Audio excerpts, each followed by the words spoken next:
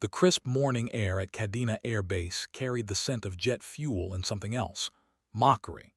Captain Zara, Phantom, Kalashian adjusted her flight suit one final time before stepping into the briefing room where 37 pairs of eyes waited to dissect her every move. The snickers started before she reached the podium, rippling through the assembled aircrew like wind through wheat.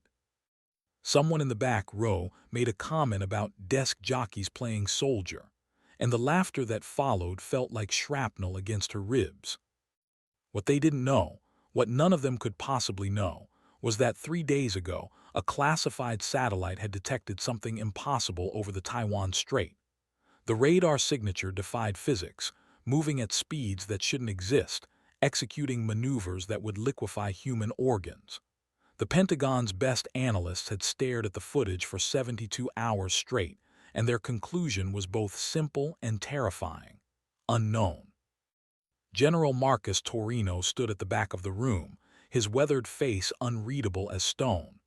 He'd seen the same footage, received the same impossible briefings, and made the same conclusion that had brought him to this moment. When the laughter died down and the room fell into an expectant silence, he stepped forward. "Gentlemen," his voice cut through the air like a blade, "meet your new mission commander." The silence that followed was different, heavier, confused. Captain Kalashian felt the weight of their stares, but this time it wasn't mockery. It was calculation. 37 combat pilots trying to reconcile what they thought they knew with what they were being told. Lieutenant Colonel Hayes, call sign Razor, leaned forward in his chair. "Sir, with all due respect, Captain Kalashian hasn't seen combat rotation in 18 months, Torino finished. 18 months ago, she was flying night reconnaissance over Kandahar when her squadron encountered something the intelligence community is still trying to understand. What happened that night remains classified, but I'll tell you this much: she's the only pilot who's ever engaged one of these things and lived to file a report." The room's atmosphere shifted like weather before a storm. Kalashian could feel their attention crystallizing, skepticism hardening into something resembling respect.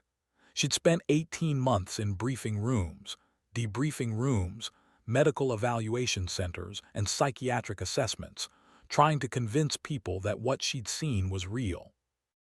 Now, apparently, the world was ready to listen. "Your mission briefing begins in 10 minutes, Torino continued. "Whatever you think you know about air combat, forget it. Whatever you think is possible in the sky above, expand it. And whatever you think about Captain Kalashian's qualifications, remember this: she commands more than you know." The unknown contact over the Taiwan Strait pulsed on satellite feeds, waiting.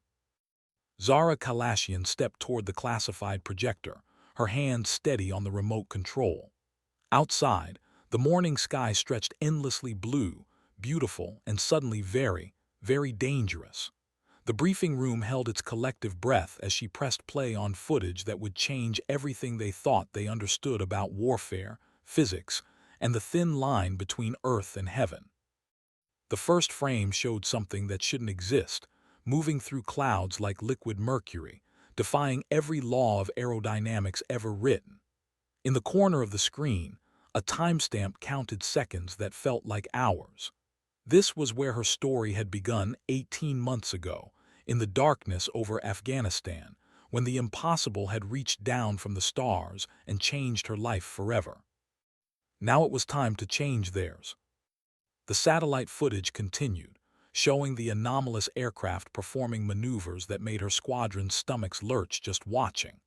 Barrel rolls executed at Mach 3, 90-degree climbs that should have stalled any known aircraft.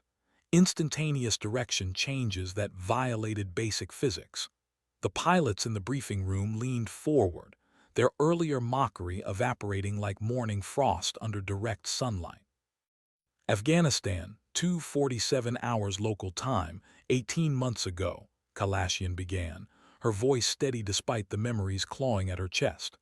"Four-ship formation conducting night reconnaissance along the Pakistan border. Call signs Wolf Pack 1 through 4. I was Wolf Pack 3, flying an F-16C Block 50. Lieutenant Commander Sarah Kim raised her hand. Captain, the after-action reports from that mission were classified beyond our clearance level. What exactly are we cleared to hear? General Torino nodded toward Kalashian. Everything. The classification has been lifted for this operation only. The projector screen shifted to grainy night vision footage from her aircraft's gun camera. Green-tinted landscape rolled beneath her wings, peaceful and deceptively normal. Then, at the edge of the frame, something appeared that didn't belong. A shadow moving against shadows, too smooth, too fast, too alien. Contact appeared on FLIR at bearing 270, altitude Angels 15, speed. She paused, knowing how the next words would sound. Speed initially computed as Mach 2.8, climbing to Mach 4.1 in approximately 3 seconds. The room erupted in murmurs. Mach 4 in 3 seconds represented acceleration forces that would turn human pilots into paste against their seat backs. Wolf Pack Leader ordered standard intercept protocol. We moved to investigate. The footage showed 4 F-16s adjusting formation, their heat signatures bright against the cold night sky. Contact became aware of our presence at range of 12 nautical miles. That's when it began, playing with us. What followed on the screen defied description. The unknown aircraft, sleek, wingless, moving like quicksilver through the darkness, began executing maneuvers around the F-16 formation.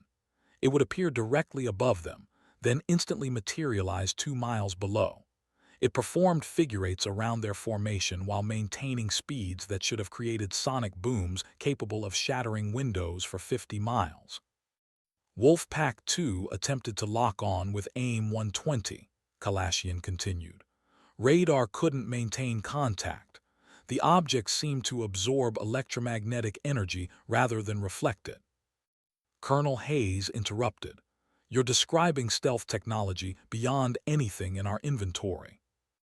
Beyond anything in anyone's inventory, she corrected. The aircraft demonstrated flight characteristics that our best aerospace engineers still can't explain. Zero apparent thrust signature, no visible control surfaces, instantaneous acceleration and deceleration without creating shock waves. The gun camera footage showed the moment everything changed. The unknown aircraft, having circled their formation for nearly 6 minutes, suddenly stopped dead in space. Just stopped. No deceleration, no drift, no gradual reduction in speed. One moment it was moving at Mach 3, the next it hung motionless in the air like a star. Then it spoke. Not through radio channels, not through any communication system they recognized. The voice simply appeared inside their helmets, inside their minds, speaking in perfect, unaccented English. We have been watching, we have been waiting. The one called Phantom understands, the others must learn. The briefing room had gone completely silent. 37 combat veterans stared at the screen, watching footage that challenged everything they believed about technology, warfare, and humanity's place in the universe. The voice in the recording continued, and every pilot in the room heard their own call sign spoken with impossible knowledge. Soon, the sky will no longer be yours alone.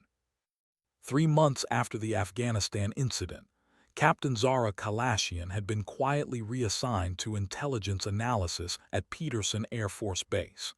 The official reason: extended medical leave following a navigation error and equipment malfunction that resulted in disorientation and temporary communication loss. The real reason sat in a vault 30 feet below ground, contained in 73 hours of testimony, psychological evaluation, and technical analysis that no one outside the Pentagon's most classified programs would ever see. She spent her days analyzing satellite imagery, looking for patterns that might explain what her squadron had encountered. The work was methodical, solitary, and exactly what her superiors intended, a way to keep her busy while they decided what to do with a pilot who claimed to have made contact with technology that officially didn't exist. The breakthrough came on a Tuesday morning when she identified the first anomaly over the South China Sea. A radar signature lasting exactly 47 seconds, moving at impossible speeds, exhibiting the same physics-defying characteristics she'd witnessed over Afghanistan.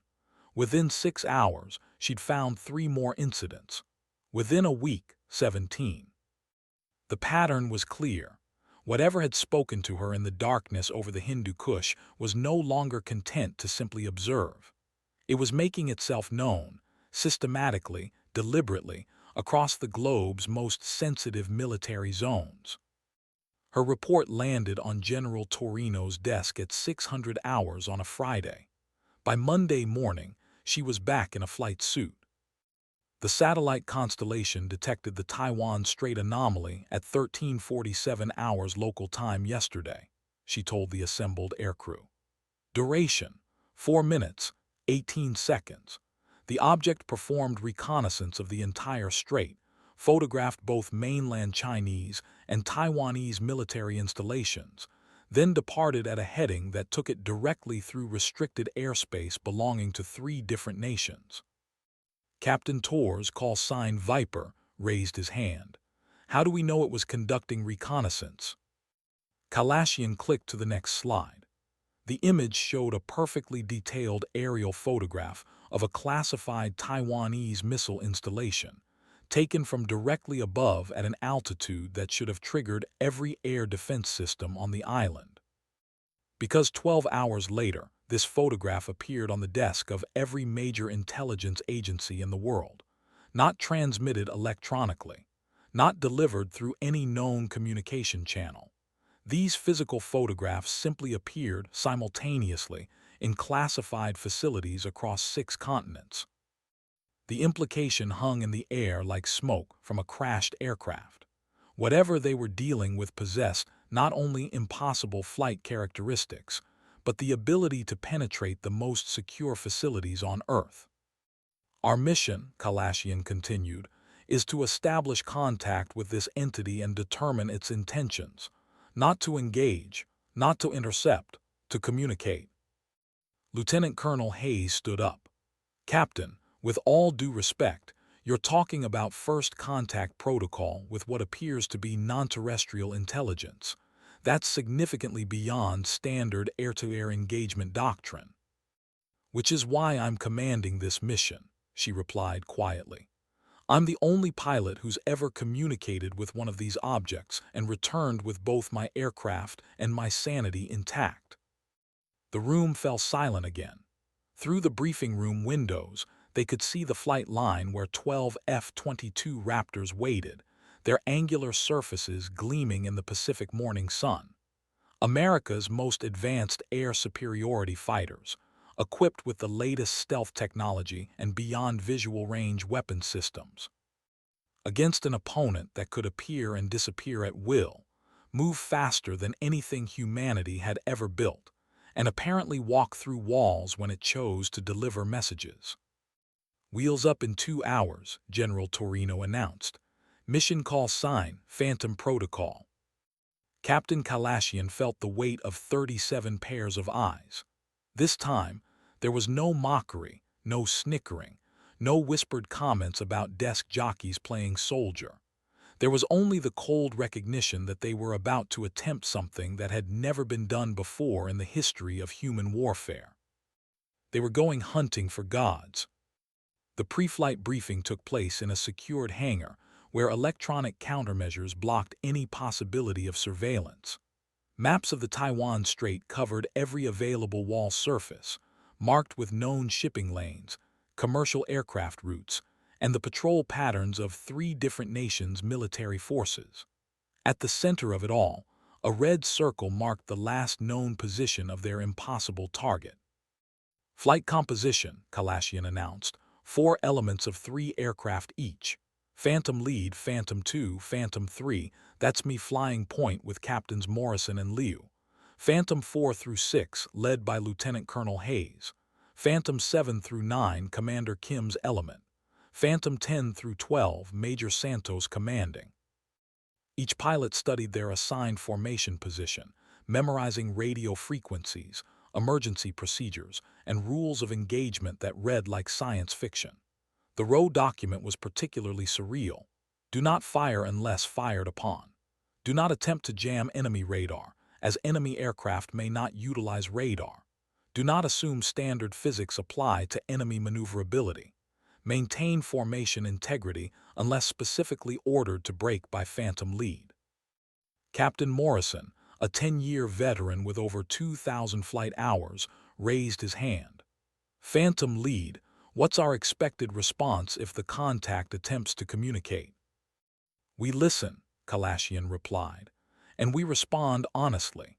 Intelligence analysis suggests these entities are conducting some form of evaluation of human military capabilities.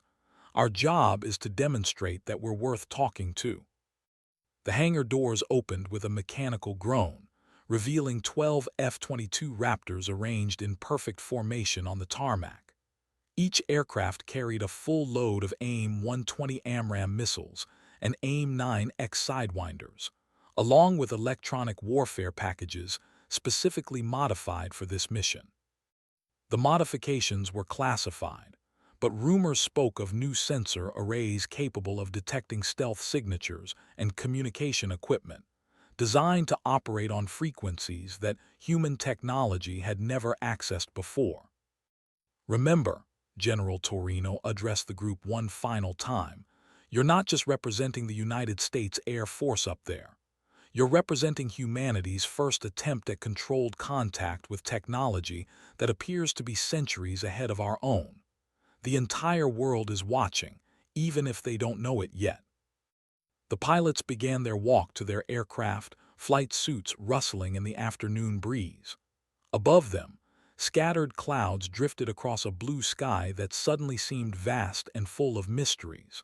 Somewhere out there, an intelligence that could travel between stars was waiting to see what humanity would do when faced with the impossible. Captain Zara, Phantom, Kalashian reached her aircraft first. The crew chief, Master Sergeant Rodriguez, performed his final inspection with the methodical precision of 24 years in the Air Force. As she climbed into the cockpit, he looked up at her with an expression she'd never seen from him before. Bring them home, Captain, all of them. The canopy lowered with a hydraulic whisper, sealing her into the familiar environment of switches, screens, and the constant background hum of advanced electronics. She began her pre-flight checklist, each item performed with the muscle memory of thousands of hours in fighter aircraft. But today felt different. Today, the sky waited with secrets. Engine startup proceeded flawlessly across all 12 aircraft. The Pratt & Whitney F-119 turbofans spooled up with their characteristic whine, generating 42,000 pounds of thrust each. The sound was reassuring, familiar, entirely human in its mechanical precision. Tower Phantom Flight, 12 F-22s requesting clearance for departure. Phantom Flight Tower, you are cleared for immediate departure. Winds light and variable, visibility unlimited. Good hunting. The formation rolled onto the active runway in perfect sequence. Phantom lead, Kalashian's aircraft, positioned at the threshold, followed by her wingmen Morrison and Liu. Behind them, 9 more of America's most advanced fighters arranged in tactical formation. Phantom Flight, this is Phantom lead. Perform final systems checks. 11 voices acknowledged over the radio, each pilot verifying that their aircraft's stealth systems, weapons, and the mysterious new communication equipment were functioning properly. The additional electronics hummed with power, their purpose known only to a handful of engineers and intelligence specialists. Phantom Lead Tower, you have priority traffic clearance for the next 4 hours. All commercial aviation has been diverted from your operational area. The Taiwan Strait had been quietly emptied of civilian aircraft, a feat of international coordination that spoke to how seriously the world's governments were taking this mission. Chinese, Taiwanese, Japanese, and American air traffic controllers had worked together to create a corridor of empty sky where first contact could occur without endangering innocent lives. Phantom Flight, prepare for departure. On my mark, mark. 12 afterburners ignited simultaneously, bathing the runway in superheated exhaust. The formation accelerated smoothly, gaining speed with the controlled precision of a military drill. At rotation speed, the aircraft lifted off in perfect unison, their angular shapes climbing into the afternoon sky like arrows fired by gods. Behind them, Kadena Air Base grew smaller, its runways and hangars reducing to geometric shapes against the green landscape of Okinawa. Ahead lay 800 miles of open ocean, disputed airspace, and an appointment with the unknown that had been 18 months in the making. Phantom Flight, climbing to flight level 400, form up on lead. The 12 F-22s settled into their cruising formation at 40,000 feet, where the sky deepened to purple, and the curve of the Earth became visible on the horizon. Below them, the Pacific Ocean stretched endlessly blue, unmarked by the political boundaries that divided the world's surface.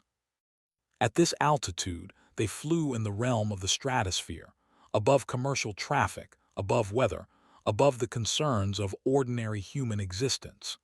Here, in the thin air where only military aircraft and missiles ventured, they waited to meet something that made their most advanced technology seem primitive by comparison. Phantom Lead, this is AWACS Control. We have you on scope, 12 contacts at Angels 40, heading 270 toward assigned patrol area. No other traffic detected at this time. The airborne warning and control system aircraft orbited safely outside the contact zone, its powerful radar painting a detailed picture of the empty sky around the Phantom formation. Its controllers would monitor every moment of the encounter, recording data that would be analyzed for years to come. As they approached the Taiwan Strait, Kalashian felt the familiar tightness in her chest that always preceded combat. But this wasn't combat, exactly. This was something new, something for which no military academy had prepared her. They were about to attempt communication with an intelligence that had already demonstrated the ability to penetrate the most secure facilities on Earth. The radio crackled with routine position reports and weather updates, the mundane communications of military aviation. But underneath the normal chatter, she could sense the tension in her pilots' voices. They were professionals, trained for situations far more dangerous than this, but training had its limits when faced with the truly unknown. Phantom Flight, we are now entering the operational area. All aircraft, switch to tactical frequency and prepare to execute search pattern Alpha. The formation spread out slightly, increasing the distance between aircraft while maintaining visual contact. Their radar systems swept the sky methodically, looking for any sign of the anomalous contact that had brought them here. The sky remained empty, beautiful, and utterly normal. Wisps of cloud drifted past their canopies, and the sun painted golden highlights on their wing surfaces. For a moment, it seemed impossible that anything extraordinary could exist in such peaceful surroundings. Then Captain Liu's voice cut through the routine radio chatter. Phantom Lead, Phantom 3. I have an unknown contact bearing 090 range. Jesus Christ, it's right next to us. Kalashian turned her head to the right and saw it. The object hung in the air 500 meters off their wing, perfectly stationary relative to their formation despite traveling at 400 knots. It was approximately 30 meters long, shaped like a teardrop made of liquid mercury, with no visible control surfaces, engines, or any other features that belonged on an aircraft. Its surface seemed to shift and flow, reflecting the sky around it in patterns that hurt to look at directly. Phantom Flight, Phantom Lead. Maintain formation. Do not deviate from current heading. Do not lock weapons. Her hands remained steady on the controls, but inside her flight suit, sweat began to bead on her forehead. The object was beautiful and terrifying simultaneously, like watching a tiger approach through tall grass.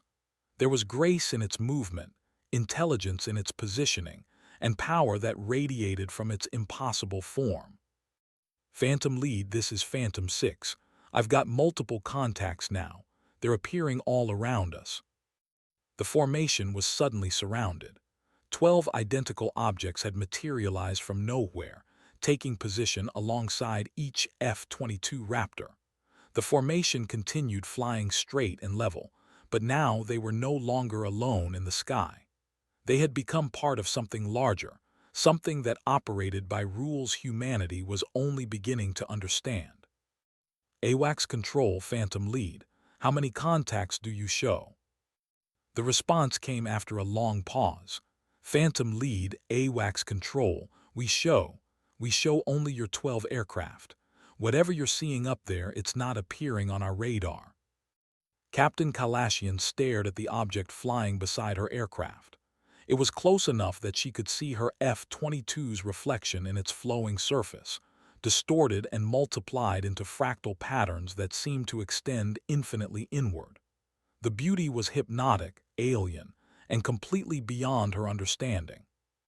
Then, exactly as it had 18 months ago over Afghanistan, a voice spoke directly into her mind. Phantom, you have returned to the sky. The voice was neither male nor female, carrying harmonics that suggested vast depth and intelligence.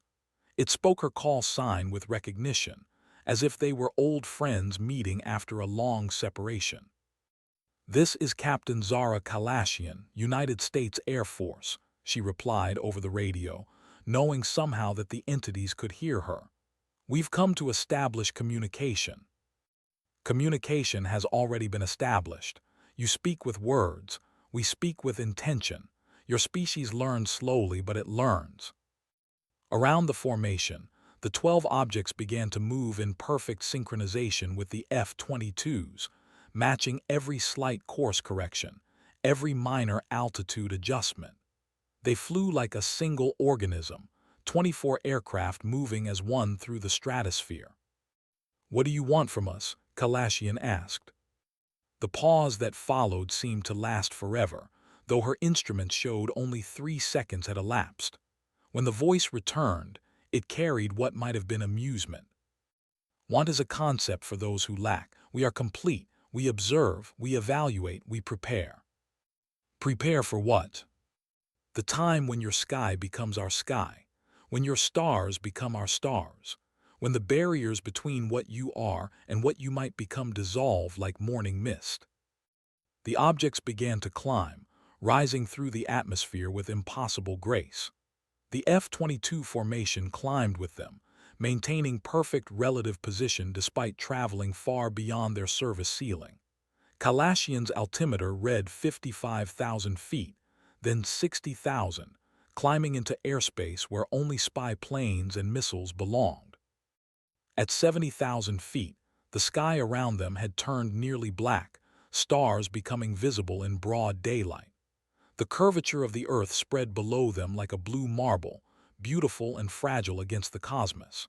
At this altitude, the boundary between atmosphere and space became meaningless, and the F-22s continued climbing as if they were spacecraft rather than atmospheric fighters. How is this possible? Captain Morrison whispered over the radio. We should have flamed out 20,000 feet ago. Kalashian checked her engine readings. Both F-119 turbofans continued operating normally despite the thin air that should have starved them of oxygen. Her environmental systems showed normal cabin pressure, normal oxygen levels, normal everything despite flying at an altitude that should have killed her. Your aircraft perform as we allow them to perform, the voice explained. Metal and fire have limitations, will and intention do not. The revelation was staggering. The objects weren't just demonstrating advanced technology, they were temporarily modifying the fundamental laws of physics that governed human aircraft. The F-22s were flying in conditions that should have been impossible, sustained by forces that defied every principle of aerodynamics. What are you? Kalashian asked. We are what you will become in time. We are what your species reaches toward in its dreams of flight, in its desire to touch the stars. We are the future approaching the present. At 90,000 feet, the formation leveled off. Below them, the Earth turned slowly, showing the coastlines of China and Taiwan separated by a narrow strip of blue water. From this perspective, the political boundaries seemed insignificant, artificial lines drawn on a living world that knew no such divisions. Your governments fear us, the voice continued. They see our capabilities and assume threat, but we are not your enemies. We are your teachers, appearing when your species is ready for the next lesson. And what is that lesson? That the sky you fight over is infinite. That the wars you wage for territorial control are games played by children who have not yet learned to see beyond their own small patch of Earth. That cooperation serves evolution better than conflict. The 12 objects began to separate, moving away from the F-22 formation with fluid grace. But instead of departing, they arranged themselves in a perfect circle around the human aircraft, creating a formation that resembled a flower with the F-22s as its center. You have chosen well, Phantom. Your mind touched ours over Afghanistan and you did not break. Your species has produced others like you, individuals capable of growth, of change, of seeing beyond the limitations of their current understanding. The objects began to glow, their mercury-like surfaces emanating a soft light that seemed to come from within rather than being reflected from any external source. The light was warm, comforting, and somehow familiar, like starlight concentrated into visible form. The next phase begins soon. When it does, you will be called upon to serve as a bridge between what your species is and what it might become.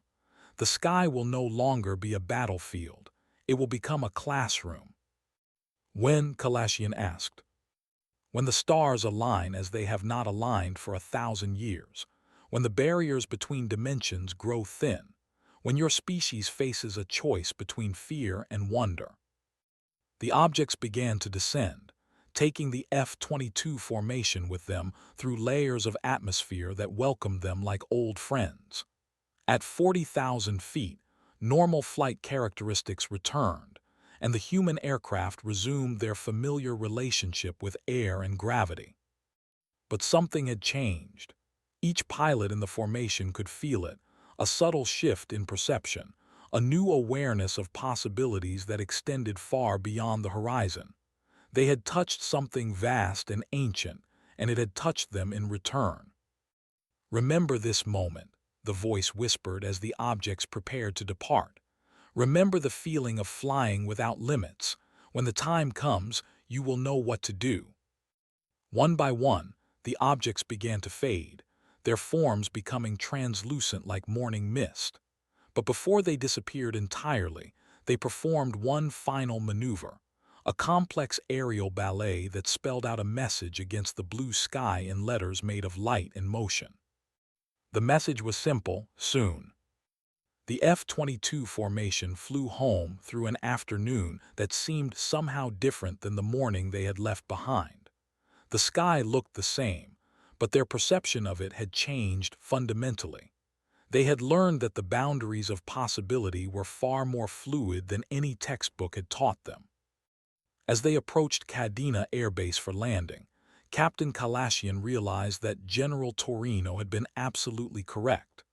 She did command more than anyone knew, not just aircraft and weapons and tactical formations, but the first fragile bridge between humanity and something vast and wonderful waiting among the stars. The debriefing would last for hours. The reports would be classified beyond top secret. The footage from their gun cameras would be studied by experts who would struggle to explain what they saw. But the real story would live in the memory of 12 pilots who had learned that the sky was no longer humanity's exclusive domain, and that the future would require them to become something more than they had ever imagined possible. Below them, the lights of Okinawa appeared in the gathering dusk, warm and welcoming after their journey to the edge of space. But above them, the stars were beginning to appear, and each one now seemed like a doorway waiting to be opened. The mission-designated Phantom Protocol was officially classified as successful communication with unknown aerial phenomena. The dry language of military reports couldn't capture the magnitude of what had occurred 40 miles above the Taiwan Strait, where 12 human pilots had been given a glimpse of humanity's destiny written across the infinite canvas of the sky. In classified briefing rooms across Washington, generals and intelligence officials pored over every detail of the encounter. The gun camera footage was analyzed frame by frame, revealing aerodynamic impossibilities that challenged fundamental assumptions about flight, propulsion, and the nature of matter itself. The audio recordings of the mysterious communication were subjected to linguistic analysis by experts in everything from xenobiology to quantum physics. But the most important changes were happening inside the pilots themselves. Each member of Phantom Flight reported the same phenomenon in their post-mission interviews: enhanced spatial awareness, improved reflexes, and an inexplicable ability to predict weather patterns hours in advance. More significantly, they all described a persistent sense that they were no longer alone in the sky, that friendly observers watched from just beyond the edge of perception. Captain Kalashian submitted her final report on a Tuesday morning 3 weeks after the encounter. The document was 27 pages long, written in precise military language that somehow managed to convey both the technical details and the profound emotional impact of first contact. Her conclusion was simple: humanity stood at a threshold, and what lay beyond would require every ounce of courage, wisdom, and cooperation the species could muster. The response came faster than anyone expected. Satellite networks around the globe began detecting anomalous readings, not the isolated incidents of previous months, but a coordinated pattern of activity that suggested preparation for something much larger. The mysterious aircraft appeared simultaneously over every major population center on Earth, maintaining perfect formation at precisely 40,000 feet, visible to anyone who looked up at the right moment. They didn't communicate this time. They simply waited, patient as constellations, while humanity grappled with the reality that the sky had new tenants who operated by rules no earthly power could enforce. In the secure hangar at Kadena Air Base, General Torino assembled Phantom Flight for what would become known as the final briefing of the Old World. The 12 pilots gathered around a holographic display showing the global distribution of the mysterious contacts, each dot of light representing a spacecraft whose capabilities made human technology seem like stone tools by comparison. The President has authorized me to share intelligence that has been classified since 1947, Torino began. We are not the first generation to encounter these entities. Contact has been ongoing for nearly 8 decades, but always in secret, always deniable, always controllable. That era has ended. The hologram shifted, showing historical footage that had never been released to the public. Flying saucers over Washington in 1952, lights in the sky over Belgium in 1990, the Phoenix Lights of 1997, dozens of incidents, all connected, all part of a gradual introduction process that was now reaching its culmination. They call it the Revelation Protocol, Torino continued. A systematic preparation of human consciousness for integration into what they term the galactic community. We are the graduating class, and our final examination begins now. Captain Morrison raised his hand. Sir, what exactly are we expected to do? Exactly what you've already done, Captain. Serve as bridges between fear and understanding, between isolation and connection, between what we were and what we're becoming. Outside the hangar, the afternoon sky held its breath. Somewhere above the clouds, patient observers waited for humanity to make the choice that would define the next chapter of terrestrial evolution. The old world of national boundaries and territorial conflicts was ending, whether peacefully or otherwise. The choice belonged to a species that had always dreamed of touching the stars, never suspecting that the stars had been reaching back. Captain Zara, Phantom, Kalashian stood at the window of the hangar, watching contrails dissipate in the high atmosphere. Soon, those contrails would be joined by others, exhaust trails from engines that operated on principles human science was only beginning to understand, carrying passengers who had never known the weight of gravity or the constraints of planetary thinking. The sky was about to become a very crowded place. And somewhere in that sky, patient teachers waited to see if their newest students were ready for graduation day. 6 months later, Captain Zara, Phantom, Kalashian stood on the observation deck of the newly constructed Joint Contact Facility in Nevada, watching the morning sky with eyes that had learned to see beyond the visible spectrum. The horizon held a dozen contrails, but half of them belonged to aircraft that didn't appear in any terrestrial manufacturing database. The world had changed with surprising swiftness once the Revelation Protocol reached its completion. The mysterious entities, who had finally revealed themselves as the Etherian Collective, a confederation of species that had been shepherding developing civilizations for millennia, had made their presence undeniably public during what became known as the Sky Festival of 2025. On that day, their ships had descended to 5,000 feet above every major city on Earth, performing aerial displays that made human air shows look like children's paper airplanes. They wrote messages of welcome in a dozen languages, using formations of light that painted temporary auroras across blue skies.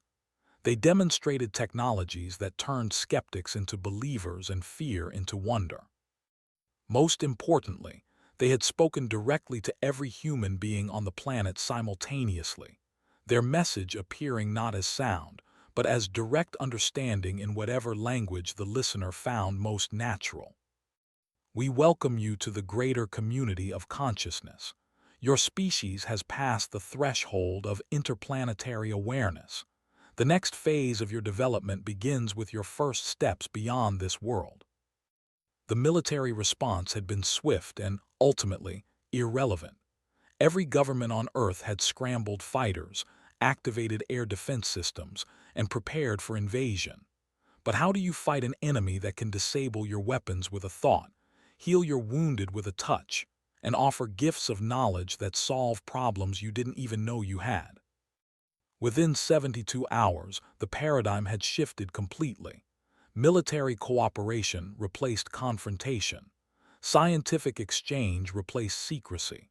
The first human-Etherian joint missions were being planned, with Captain Kalashian selected as humanity's primary liaison officer.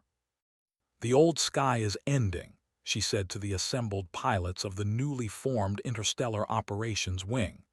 "The new sky is beginning, and we get to be the ones who explore it." Behind her, through the facility's reinforced windows, an Etherian transport craft descended with the grace of a falling leaf. Its surface, rippled like liquid starlight, beautiful beyond human artistic imagination, carrying the first group of human astronauts selected for training aboard vessels that could travel between stars. General Torino, now wearing the insignia of the United Earth Space Command, approached the podium. "Ladies and gentlemen, you are no longer pilots. You are ambassadors, explorers, and pioneers. The mission that began with mockery in a briefing room has become humanity's greatest adventure." The laughter that followed was different from the mockery of 18 months ago. This was the laughter of recognition, of shared purpose, of species taking its first confident steps toward a destiny that had always been written in the stars. Above them, the sky stretched infinite and welcoming, no longer a battlefield but a highway leading to wonders that human language couldn't yet describe. The age of terrestrial aviation was ending. The era of galactic exploration had begun. And Captain Zara, Phantom, Kalashian, who had once endured mockery for a salute that carried the weight of impossible encounters, now wore the insignia of humanity's first ambassador to the stars. She commanded more than anyone had ever imagined, not just respect,